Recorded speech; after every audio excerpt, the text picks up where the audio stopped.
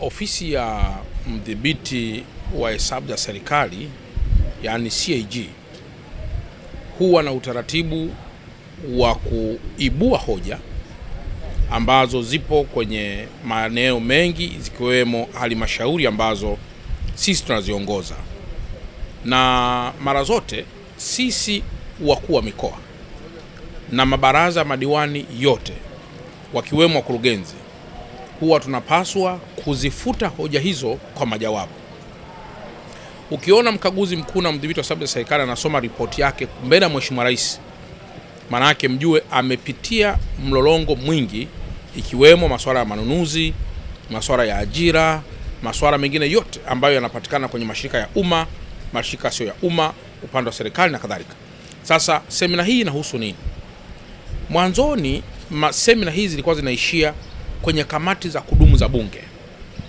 Wabunge ndio waliokuwa wanapata semina hii, na kama mnavyofahamu, miradi mingi na utekelezaji wake ipo kwenye upande wa Local Government Authority, mamlaka ya serikali za mitaa. Sasa mdhibiti na mkaguzi mkuu wa hesabu za serikali ameamua kwamba kile ambacho kilikuwa kinafanyika kwenye kamati za kudumu za bunge, ambazo zilikuwa ndio semina elekezi kwa wabunge kuhusu hesabu za serikali na hoja na namna kuzuia na namna kufuta hoja, sasa ameona aanze moja kwa moja kwenye upande wa serikali za mitaa chini ya madiwani na wakurugenzi na mamea ambao leo mmeona hapa. Na zoezi hilo limeanza na mkoa wa Dar es Salaam, na ndio maana tulimwomba Mheshimiwa waziri wetu, waziri wa TAMISEMI, ili aweze kufungua rasmi mafunzo haya kwa mkoa wa Dar es Salaam. Sasa hoja kubwa iliyopo hapa ni kwamba mkaguzi na mdhibiti mkuu wa hesabu za serikali anapofika kwenye halmashauri, jambo la kwanza anaangalia procurement process, kwa maana kwamba mchakato wa manunuzi. Kwa mfano, unasema tumenunua gari hii tumenunua kwa milioni 300. Anachokiuliza yeye mdhibiti na mkaguzi mkuu wa hesabu za serikali, naomba risiti na nyaraka zote za ununuaji wa gari hiyo. Sasa halmashauri nyingi huwa zinafeli kuonyesha risiti hiyo, ama kwa kupoteza, ama kwa uzembe, ama kwa ujanja ambao unaweza kuwa umefanyika. Mpaka deadline itakapofika, wewe mkurugenzi, kama hautapeleka hoja kuhusu ama kutoonyesha risiti iliyoombwa na mdhibiti na mkaguzi mkuu wa hesabu za serikali, yeye anaiweka hiyo kuwa ni hoja mojawapo ambayo manunuzi yamefanyika bila risiti. Na ndio mnaona sasa anatoka kwa Mheshimiwa Rais,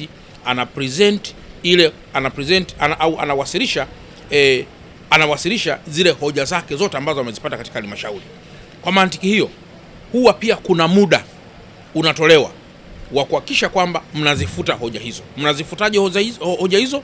Sio kwenda kwa mdhibiti na mkaguzi mkuu wa hesabu za serikali na kusema sasa hoja hiyo imefutwa. Hapana, unakwenda ukiwa tayari na nyaraka zote ambazo zina ushahidi mzuri wa kwenda kukutetea kuifuta hoja hiyo. Semina hii kwanza inaweka vizuri madiwani, kwa sababu mnafahamu mpango wa utekelezaji wa miradi ya aina yote katika ngazi ya halmashauri, waheshimiwa madiwani ni wahusika wakubwa na ndio wadau wakubwa namba moja.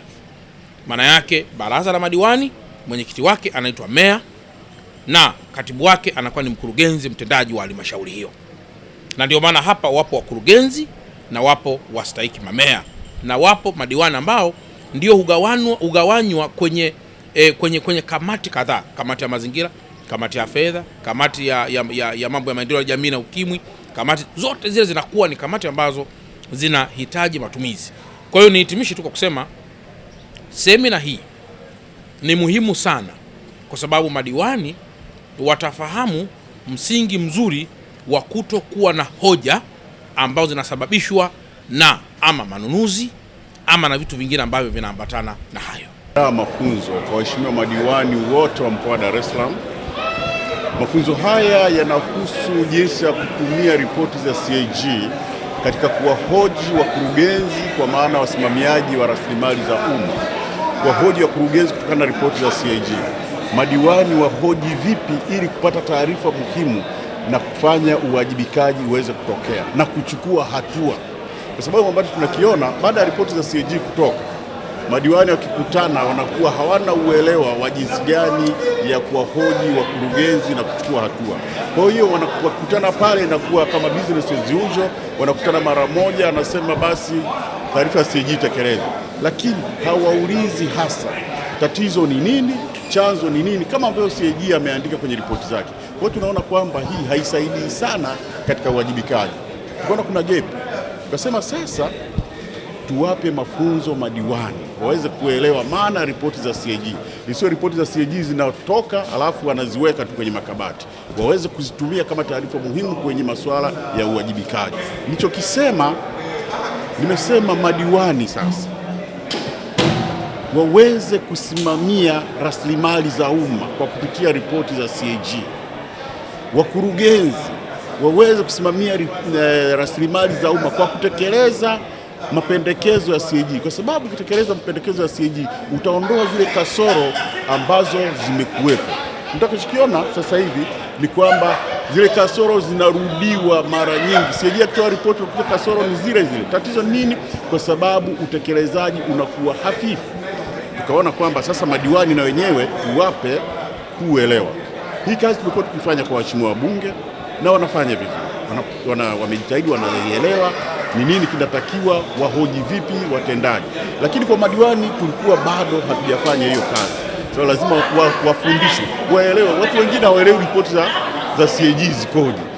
Hati, ikiwa na hati safi, ikiwa na hati mbaya. Kwa sababu mtu akiona hati safi anaona basi mambo yako safi, na wengine wanafanya mpaka sherehe. Lakini ukweli ni kwamba hati safi haimaanishi kwamba mambo yako salama. Hatuna ufahamu wowote juu ya majukumu kwanza ya mdhibiti na mkaguzi mkuu wa serikali, na tumeona kutokuwa na mada nyingi. Tunakwenda kujifundisha kitu ambacho hatukifahamu. Ndio maana umeona madiwani wengi wamekuja kwenye semina tofauti na kawaida. Wengine wanakuwa na udhuru, lakini kila mmoja ana hamu ya kwenda kujifundisha, kujua majukumu. Lakini tuna wajibu sana wa kusimamia watendaji wetu, kuzisimamia halmashauri zetu. Nataka pesa za nchi, pesa za umma, pesa za halmashauri, za walipa kodi wa Dar es Salaam, licha ya kwamba tuzikague matumizi yake kwenye miradi, lakini ziwe na value for money. Mimi nataka nikamuulize mdhibiti na mkaguzi mkuu wa serikali, value for money ina faida gani? Unaweza kukuta mradi mnaambiwa kuna barabara ya bilioni 16, lakini baada ya miezi miwili inaanza kumomonyoka. Hatua ambazo sisi kama baraza la madiwani tunaweza kwenda kuchukua. Lakini kubwa, nilitaka nimshukuru sana waziri wetu wa TAMISEMI. Unajua, mtu akijua kitu ni sawa sana ukiwa mchambuzi labda wa mpira. Kama ule mtu anaofahamu zaidi mpira anakuchambulia kwa raha sana. TAMISEMI iko kwenye mikono salama kwa waziri Shemdoe. Kwa kweli haya mafunzo ninaamini yataenda kuwa ni ufunguo wa kufungua uongozi wetu. Haya mafunzo ambayo tunaenda kuyapata, kwa sababu ndo tunaenda sasa kuanza rasmi leo muda huu, ninaamini yataleta tija kubwa sana kwenye nchi yetu na kwa wananchi kwa ujumla. Na pia wananchi wategemee yale yote ambayo tunaenda kufundishwa leo ndio ambayo tutakayoenda nayo kwa wananchi. Yale yote ambayo tunaenda kuhimizwa leo kuyafanya, kwa sababu sisi tumechaguliwa na wananchi. Lengo letu sisi ni kwenda kufanya, kumsaidia mama.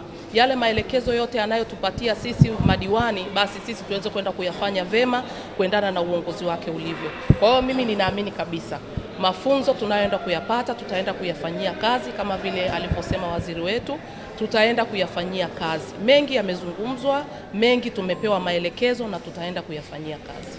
Kiukweli ni kwamba tuseme lile ambalo alilozungumza waziri ni kwamba sisi kama madiwani wa wilaya Kinondoni ni kitu ambacho tulikuwa tuna dosa ya chini. Unajua sisi tukikata kwenye mabaraza yetu tunazungumza, lakini kiukweli imekuwa kama amepata ufunuo. Unajua unavyoenda hata benki kukopa pesa nyingi alafu ukawekeza kwenye lengo moja, kwa sababu lengo letu sisi ni barabara. Barabara zetu hazipitiki.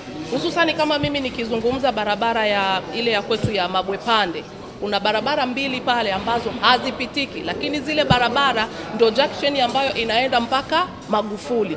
Kwa hiyo mimi ninaamini zile barabara tukiwekeza nguvu kubwa sana kwenye barabara itasaidia hata wananchi. Kwa mfano mimi nizungumze kwa ajili ya wamama, wanawake. Jamani, mimba zinaharibika.